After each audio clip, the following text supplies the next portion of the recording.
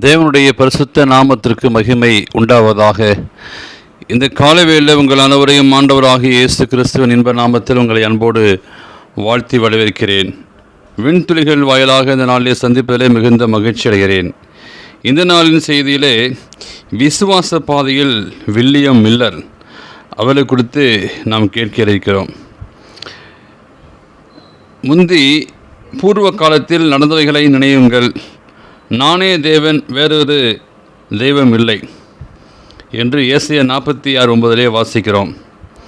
இந்த காலவேளை அட்வென்த் திருச்சபையை உருவாக்க காரணமாக இருந்த பூர்வ கால நபர்களில் அனுபவங்களை சற்று நாம் சிந்திக்க இருக்கிறோம்.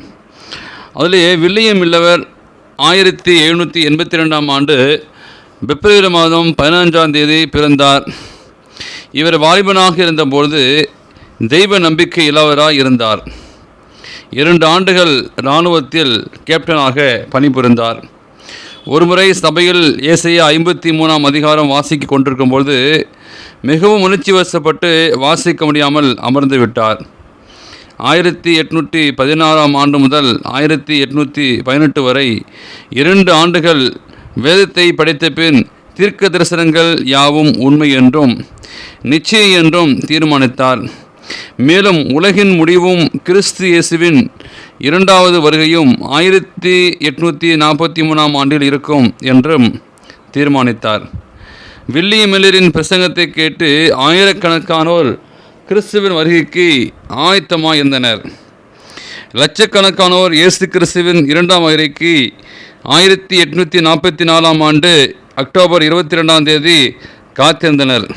ஆனால் கிறிஸ்து அந்த நாளில் வராதபடியால் மிகவும் சோர்ந்து போயினர். வில்லியம் மில்லர் அதற்கு பின் மேடைகளில் பிரசங்கம் செய்வதை நிறுத்தினார். இந்த இயக்கத்தின் தொடர்ச்சியாகத்தான் செவன்த் டே அட்வென்டிஸ்ட் இயக்கம் ஆரம்பமாயிற்று. ஜோசப் உல்ஃப் பவேரியா நாட்டின் பிறந்தவர்.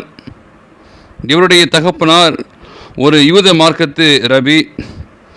ஜோசப் உல்ஃப் மாட்டு பண்ணையில் பால் கறப்பதற்காக ஒரு மனிதன் வேலைக்கு சேர்ந்தான். அவன் ஒரு கிறிஸ்துவன். ஒரு நாள் பால் கறப்பவன் ஏசாயா 53 அதிகாரத்தை சொல்லி அது சொல்லப்பட்ட பாடுபடும் இரட்சகர் கிறிஸ்துவே என்று விளக்கினான். இது ஜோசப் உல்ஃபை மிகவும் தொட்டியது. 1821 ஆண்டு ஜோசப் உல்ஃப் யூத கிறிஸ்துவ மிஷனரியாக பாலஸ்தீனாவுக்கு சென்றார். ஜோசப் உல்ஃப் உலக மிஷனரி என்று அழைக்கப்பட்டார். தேவனுக்கு பிரியமான பிள்ளைகளே, நம்முடைய திருச்சபை முன்னேற்ற பாதையிலே அழைத்து செல்ல நிச்சயமாகவே இந்த மில்லுடைய சத்தியம், உல்ஃபுடைய சாட்சி மிகவும் உங்களுக்கு ஒரு மாதிரியாக இருக்கும். எனவே தேவன் இந்த சத்தியத்திற்கு உங்களை அழைக்கிறார். இந்த காலவேளை நீங்கள் ஒப்புக் கொடுப்பீர்களா? தேவன் தாமே எங்களை ஆசீர்வதிப்பாராக.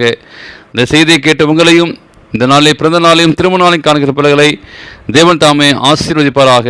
ஆமேன்.